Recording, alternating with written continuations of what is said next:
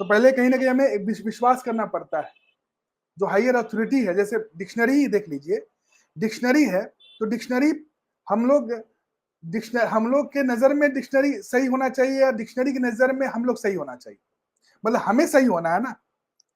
Dictionary को तो हम हाई हाई मानते हैं ना हम लोग कि हाँ भाई उसमें जो शब्द है, उसमें जो वर्ड्स है, उसमें जो मीनिंग है वो एकदम रियल है, ओरिजिनल है, वो हाईएस्ट है।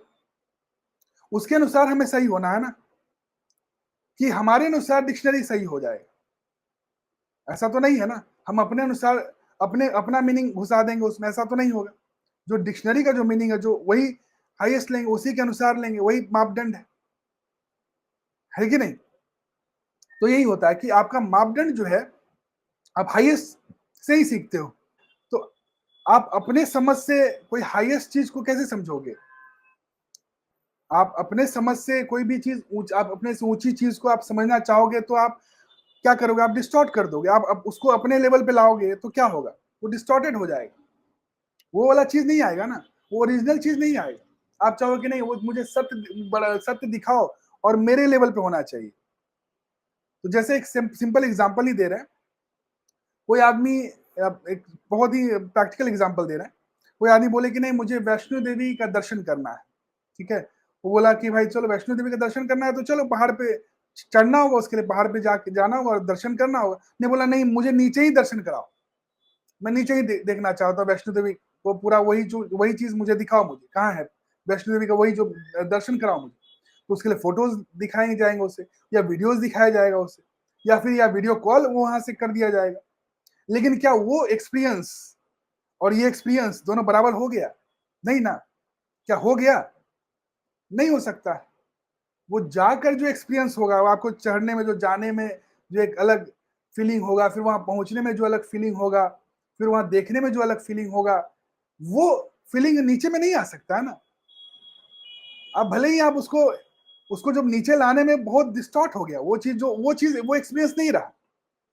अगर वो इतना हाइयर एक्सपीरियंस को अगर नीचे में लेकर आपको दिखाया जाए कैसे भी, तो वहां नीचे तक आते आते क्या, वो डिस्टॉर्ट हो गया, वो एक्सपीरियंस वो लूज कर गया, वो ओरिजिनलिटी जो था उसका, वो ओरिजिनलिटी नहीं रहा, एज इट इज नहीं रहा।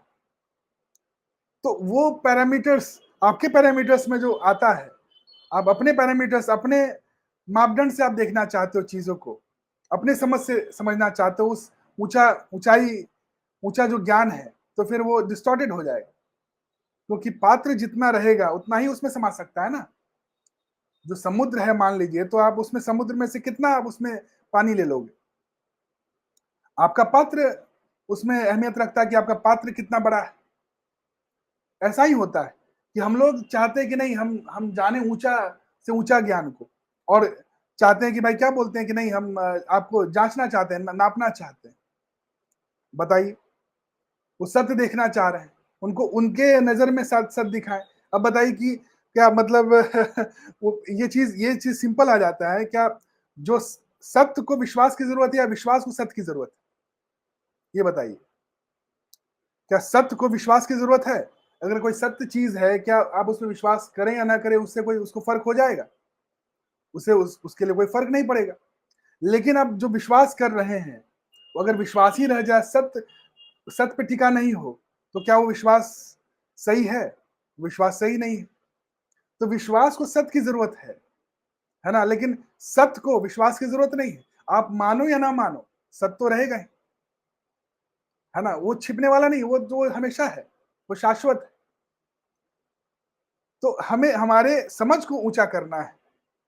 अगर हमारी समझ ऊंचा नहीं रहा तो फिर सत्य सामने भी रहेगा तो हम उसको देख नहीं पाएंगे, समझ नहीं पाएंगे। अब सिंपल चीज है कि कृष्ण को अगर दुर्योधन नापने लगा, दुर्योधन नाप रहा था और बांधने भी लगा था, दुर्योधन के पास गए थे कृष्ण, तो क्या वो समझ पाया? वो तो समझ नहीं पाया। उसका पात्र ही बहुत छोटा था। उसे लगा कि भाई ये तो मतलब निगेटिव, उसको एक विलन बना दिया, क्योंकि वो खुद विलन था, वो खुद अहंकार में था। तो उस अहंकार से, उस चश्मा से ही वो जब देखा तो क्या हुआ? कृष्ण में भी विलन नजर आया, है कि नहीं? तो वो सामने आपके पास, आपके सामने अगर सत्य भी है, कोई चीज है, तो फिर आप उसको देख कैसे रहे हो? फिल्टर, आपके आंख जो है, आंख में जो चश्मा पहने उसी से फिल्टर होके आप देख रहे हो, है कि नहीं? तो पहले तो चश्मा हटाना पड़ेगा ना आपको। सत्य तो प्रत्यक्ष है, सामने है, उसको प्रमाण की जरूरत नहीं है। बस आपको जो है, आपको हटाना है चश्मा, आपकी दृष्टि को साफ करनी है। सृष्टि वहीं पे है, सृष्टि में ही ईश्वर है, ब्रह्म है, भगवान है, सत्य है। समझ से ही आदमी संतुष्टि को पा सकता है। अगर समझ नहीं है तो संतुष्ट नहीं हो सकता है। कितना भी कुछ भी आदमी पर, जैसे गधा को अगर महल में भी रख दिया जाए तो भी वो ढेंचू ढेंचू ही करेगा, वो दुखी ही रहेगा। कोई अगर दुखी मन को, दुखी है कोई आदमी है, उसको कितना भी बड़ा धन दौलत दे दिया जाए वो दुखी ही रहेगा। और कोई अगर सुखी आदमी, मन से जो संतुष्ट है, अगर उसको कोई कुटिया में भी रख दिया जाए तो संतुष्टि रहेगा, खुशी रहेगा। जैसे बुद्ध का ही एग्जाम्पल ले लीजिए। बुद्ध जब असंतुष्ट थे तो महल भी उनके लिए क्या है, काटने को दौड़ रहा था। जिस महल के लिए हम लोग सोचते हैं कि महल मिल जाए, इतना सुख सब कुछ है ना, उसको वो भी काटने को दौड़ रहा था उनके लिए, क्योंकि उस समय उनको ज्ञान नहीं हुआ था। जब ज्ञान हुआ तो फिर जहां भी थे वो आनंद में जी रहे थे, संतुष्टि में जी रहे थे। ये ऐसा ही हुआ जैसे कि सिंहासन कोई सिर्फ ऐसा ही नहीं चाहिए, सिंहासन सिर्फ चीज से बना हो, कोई सोने से बना हो, ऐसा नहीं है। जिस पत्थर पे सिंह बैठ जाता है वही सिंहासन हो जाता है। तो ऐसा होना चाहिए। जब आप बुद्ध हो जाते हो तो आप जहां जाते हो, जहां पे रहते हो, वही आपके लिए क्या हो जाता है, वही आपके लिए अ, आपका किंगडम हो जाता है, स्वर्ग हो जाता है। स्वर्ग को के लिए आपको बाहर कहीं जाने की जरूरत नहीं है। नहीं तो असंतुष्ट आदमी स्वर्ग को हमेशा बाहर ढूंढता है। इसीलिए बोला जाता है कि जैवा नेपाल संगे जैतन का पार। आप कहीं भी चले जाओ, एक कहावत है कि भाई जहां भी आप जाएंगे, अगर आपका दिमाग अशांत है ना, तो आपका कितना भी बाहर से खूब सेलिब्रेट किया जा रहा हो, कुछ भी आपको दे दिया जाए बाहर, किंगडम भी, साम्राज्य ही दे दिया जाए, तो अभी आप दुखी रहोगे, असंतुष्ट ही रहोगे। लेकिन अगर सुखी मन है ना, तो बाहर कितना भी चाओज है, कितना भी डिफिकल्टीज है, आप उसको आराम से निकाल लोगे, आराम से पार कर लोगे। ये ऐसा ही हुआ जैसे कि क्या कहते हैं, समुद्र है, नाव तब तक तब तक नहीं डूबेगा जब तक क्या है, उसके भीतर छेद ना हो जाए। अगर उसके भीतर छोटा सा भी छेद हो जाता है तो क्या, डूब जाएगा। ठीक उसी तरह मनुष्य, इस पूरा जो संसार है, पूरा निगेटिविटी है, अगर प्रॉब्लम्स है, चैलेंजेस है, तब तक उस चैलेंजेस को सकम नहीं कर, मतलब उसको, उससे हार नहीं मानता है जब तक उसके भीतर निगेटिविटी नहीं घर कर ले। जब उसके भीतर निगेटिविटी घर कर लेता है तब क्या है, वो हार जाता है। इसलिए बोला जाता है मन के हारे हार है, मन के जीते जीत। अगर मन से आप नहीं हारे हो तो आपको हराना मुश्किल है, नामुमकिन है। जैसे आप केसरी मूवी देखे होंगे तो केसरी में क्या बोलता है कि जीत तो हम उसी समय गए थे जब हमने लड़ने की ठानी थी, बाकी अब तो मरना और मारना बाकी है। तो मतलब कहने का मतलब उसका इतना दिमाग ही इतना ज्यादा स्ट्रांग था।